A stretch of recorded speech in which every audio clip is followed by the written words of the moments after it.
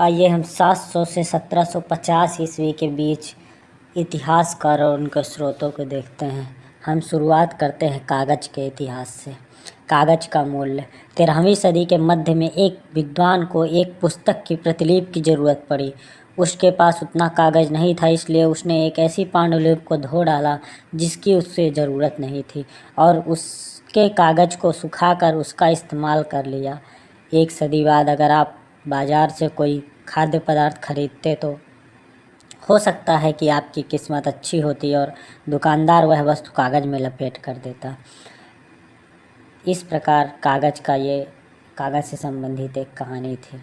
अब आगे देखते हैं। लोग धर्म ग्रंथ, शासकों के वृत्तांतों, संतों के लेखन तथा उपदेश, अर्जियाँ, अदालतों के दस्तावेज, हिसाब तथा करों के खाते आदि लिखने में इसका प्रयोग करने लगे। धनी व्यक्ति, शासक, जन, मठ तथा मंदिर पांडुलिपियाँ एकत्रित किया करते थे। इन पांडुलिपियों को पुस्तकालय तथा अभिलेखागारों में रखा जाता था। इन पांडुलिपि दस्तावेजों के इतिहासकारों को बहुत सारी विस्तृत जानकारी मिलती है, मगर साथ ही इनका प्रयोग कठिन है। उन दिनों छापे खाने तो थे नहीं, इसलिए लिपिक या नकल नवीस हाथ से ही पांडुलिपियों की प्रतिकृति बनाते थे। अगर आपने कभी किसी मित्र के गृह कार्य की नकल उतारी है तो आप जानते होंगे कि यह काम आसान नहीं है। कभी कभी आपको अपने मित्र की लिखावट समझ में नहीं आती होगी और आपको मजबूर होकर अंदाज़ा लगाना पड़ता होगा क्या लिखा गया है। फलस्वरूप आपके लिखे में मित्र के लिखे में कुछ छोटे मोटे लेकिन महत्वपूर्ण अंतर आ जाते हैं। पांडुलिपि की प्रतिलिपि बनाने में भी कुछ यही होता है। प्रतिलिपियाँ बनाते हुए लिपिक छोटे मोटे फेरबदल करते थे। यही कोई शब्द, कोई वाक्य, सदी दर सदी प्रतिलिपियों की प्रतिलिपियाँ बनती गई और अंततः एक मूल ग्रंथ भिन्न भिन्न प्रतिलिपियों एक दूसरे से बहुत अलग हो गए। इससे बड़ी गंभीर समस्या उत्पन्न हो गई, क्योंकि आज हमें लेखक की मूल पांडुलिपि शायद ही कहीं मिलती है। हमें बाद में लेखकों द्वारा बनाई गई प्रतिलिपियों पर ही पूरी तरह निर्भर रहना पड़ता है। इसलिए इस बात का अंदाज़ा लगाने के लिए मूलतः लेखक ने क्या लिखा है, इतिहासकारों को एक ग्रंथ की विभिन्न प्रतिलिपियों का अध्ययन करना पड़ता है।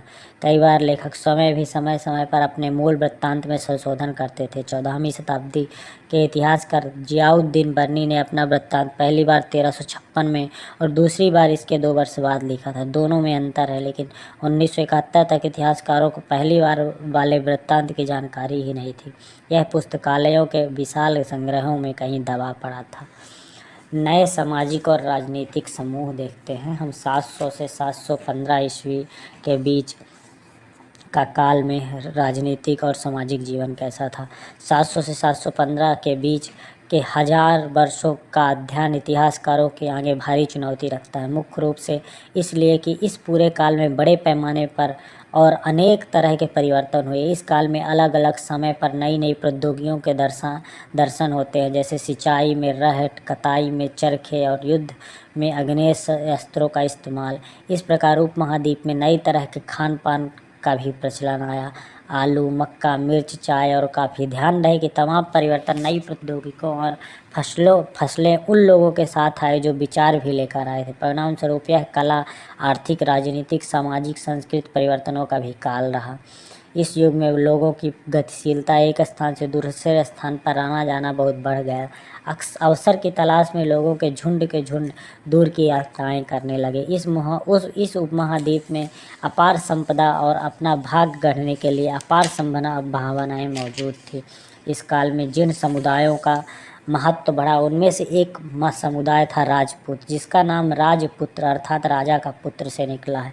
8वीं शताब्दी से 14वीं सदी के बीच यह नाम आमतौर पर योद्धाओं के उस समूह के लिए प्रयुक्त होता था जो क्षत्रिय वर्ण का होने का दावा करते थे। राजपूत शब्द के अंतर्गत केवल राजा और सामंत वर्ग नहीं, बल्कि वे सेनापति और सैनिक भी आते थे जो पूरे उपमहाद्वीप में अलग अलग शासकों की सेनाओं में सेवारत थे। कवि और चारण राजपूतों की आचार संहिता प्रबल पराक्रम, स्वभाव, भक्ति का गुणगान करते थे। इस युग में राजनीति दृष्टि से महत्व हासिल करने के अवसरों का लाभ मराठा, सिख, आहूम, कायस्थ, प्रमुखतः लिपिकों और मुंशियों का कार्य करने वाली जाति आदि समूह ने उठाया।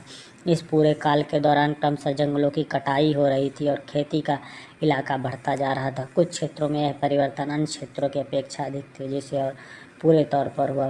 पर्यावास में परिवर्तन के कारण कई वनवासियों को मजबूर होकर अपना स्थान छोड़ना पड़ा। कुछ वनवासी जमीन की जुताई करने लगे और कृषक बन गए। कृषकों को ये नए समूह क्षेत्रीय बाजार, मुखियाओं, पुजारियों, मठों और मंदिरों से प्रभावित होने लगे। वे बड़े और जटिल समाजों के अंग बन गए। उन्हें कर चुकाने पड़ते थे, वह स्थानीय मालिक वर्ग की बेगारी करनी पड़ती थी। परिणाम स्वरूप किसानों के बीच आर्थिक और सामाजिक अंतर उभरने लगे। कुछ के पास ज़्यादा उपजाऊ ज़मीन होती थी, कुछ लोग मवेशी भी पालते थे। कुछ लोग खेती से खाली समय पर दस्तकारी या का कुछ काम कर लेते थे। जैसे समाज में अंतर बढ़ने लगे, लोग जातियों और उपजातियों में बढ़ जाने लगे। उनकी पृष्ठभूमि और व्यवसाय के आधार पर उन्हें समाज में ऊंचा या नीचा दिखाया जाने लगा। यह दर्जे स्थायी नहीं थे। किसी जाति विशेष के सदस्यों के हाथों में कितनी सत्ता, प्रभाव और संसाधनों का नियंत्रण है, इसके आधार पर उसके दर्जे बदलते रहते थे। एक ही जाति का किसी क्षेत्र में कोई दर्जा हो सकता था और किसी अन्य क्षेत्र में कोई और। अपने सदस्यों के व्यवहार का नियंत्रण करने के लिए जातियां स्वयं अपने अपने नियम बनाती थी। इन नियमों का पालन जाति के बड़े बुजुर्गों की एक सभा करवाती थी, जिसे कुछ इलाकों में जाति पंचायत कहा जाता था। लेकिन जातियों को अपने निवास के गांवों के रिवाजों का पालन भी करना पड़ता था। इसके अलावा कई गांवों में मुखियाओं का शासन होता था। मिल मिलाकर वो किसी एक छोटी सी इकाई भर होती थी। हमने देखा कि राजनीतिक और सामाजिक जीवन उस समय कैसा था। आइए हम देखते हैं पुराने और नए धर्म में क्या समानताएं और असमानताएं हैं। इतिहास के जिन हजार वर्षों की पड़ताल हम कर रहे हैं, इनके दौरान धार्मिक परंपराओं में कई बड़े परिवर्तन आए। दैविक तत्व में लोगों की आस्था कभी कभी बिल्कुल ही व्यक्तिगत स्तर पर होती थी, मगर आमतौर पर इस आस्था का स्वरूप सामूहिक होता था। किसी दैविक तत्व में सामूहिक आस्था यानी धर्म प्रायः स्थानीय समुदाय के सामाजिक और आर्थिक संगठन से संबंधित होती। जैसे जैसे समुदायों का सामाजिक संसार बदलता गया, वैसे ही इनकी आस्थाओं में भी परिवर्तन आ गया। आज हम जिसे हिंदू धर्म कहते हैं, उसमें भी इसी युग में महत्वपूर्ण बदलाव आए। इन परिवर्तनों में से नए देवी देवताओं की पूजा, राजाओं का मंदिरों का निर्माण, समाज में पुरोहितों के रूप में ब्राह्मणों का बढ़ता महत्व तथा बढ़ती सत्ता आदि थे। संस्कृत ग्रंथों के ज्ञान के कारण समाज में ब्राह्मणों का बड़ा आदर हो रहा था। इनके संरक्षक थे नए नए शासक, जो स्वयं प्रतिष्ठा के चाह में थे। इन संरक्षकों का समर्थन होने के कारण समाज में इनका दबदबा और भी बढ़ गया। इस युग में एक महत्वपूर्ण परिवर्तन आया और ईश्वर की कल्पना एक ऐसे प्रमेय इष्ट देवी देवता के रूप में की गई जिस तक पुजारियों के एक विशद कर्मकांड के बिना भक्त स्वयं नहीं पहुंच सकता था। इस विषय में साथ ही दूसरी परंपराओं के बारे में आपको आगे जानकारी दी जाएगी। यही वह युग है। इस उपमहाद्वीप में नए नए धर्मों का भी आगमन हुआ। कुरान शरीफ का संदेश भारत में पहले 7वीं सदी में व्यापारियों के प्रवासियों के जरिए पहुंचा। मुसलमान कुरान शरीफ को अपना धर्म ग्रंथ मानते थे। केवल एक ईश्वर अल्लाह की सत्ता को स्वीकार करते, जिसका प्रेम, करुणा, उदारता, अपने में आस्था रखने वाले हर व्यक्ति को गले लगाता था, चाहे उस व्यक्ति की सामाजिक पृष्ठभूमि कुछ भी रही हो। कई शासक इस्लाम और इसके विद्वान धर्मशास्त्रियों और न्यायशास्त्रियों और उलेमा को संरक्षण देते थे। हिंदू धर्म की भांति इस्लाम के अनुयायी भी अपने धर्म की अलग अलग तरह व्याख्या करते थे। मुसलमानों में कुछ शिया थे जो पैगंबर साहब के दामाद अली को मुसलमानों की विधि सम्मत नेता मानते थे। वहीं कुछ सुन्नी थे जो खलीफाओं के प्रभुत्व को स्वीकार करते थे। इस्लाम के आरंभिक दौर में धर्म का नेतृत्व करने वाले खलीफा कहलाए और आगे इनकी परंपरा चलती गई। इस्लामी न्याय सिद्धांत, विशेषकर भारत में हनफी और शफी ऐसे सिद्धांत की विभिन्न परंपराओं में कई महत्वपूर्ण अंतर रहे हैं। ऐसे ही धर्म सिद्धांतों तथा रहस्यवादी विचारों को लेकर विभिन्नताएं देखने को मिलती है।